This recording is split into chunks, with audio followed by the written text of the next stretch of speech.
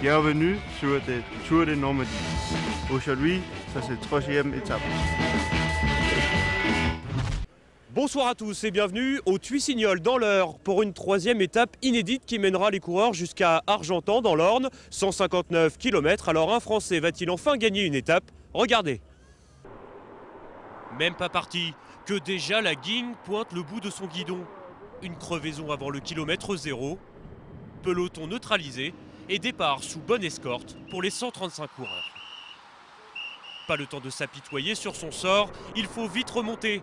Car devant, la meute se déchaîne et le vent souffle fort dans la plaine de l'Eure.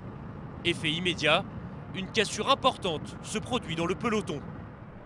Un groupe de 22 coureurs prend alors le contrôle des opérations. A noter la présence dans cette échappée des 6 coureurs maillot jaune du team de Richke, soit la totalité de l'équipe hollandaise.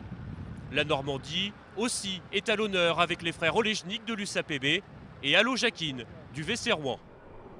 Tout ce petit monde va creuser un écart de près de 2 minutes et 25 secondes avec le peloton. Arrêtons-nous un instant sur la principale difficulté de cette troisième étape.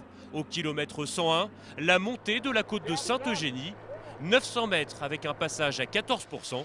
Et c'est là que 2 coureurs du team de Richke lâchent l'affaire. D'autres vont prendre l'eau.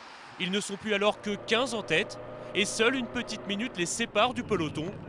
Réaction de 2 coureurs du team Raleg à 10 km de l'arrivée. Éric Berthoud et Alexandre Blin, vainqueurs du Tour 2011, fausse compagnie au groupe d'échappés.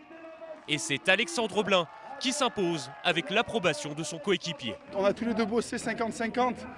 On a tout donné ensemble. Il me laisse la victoire parce que je suis protégé au général ici avec Tom Scully.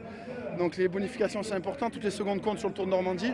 Victoire d'étape et maillot jaune pour Alexandre Blin. Le néo-zélandais Thomas Scully et le britannique Sylvain Dillier complètent le podium.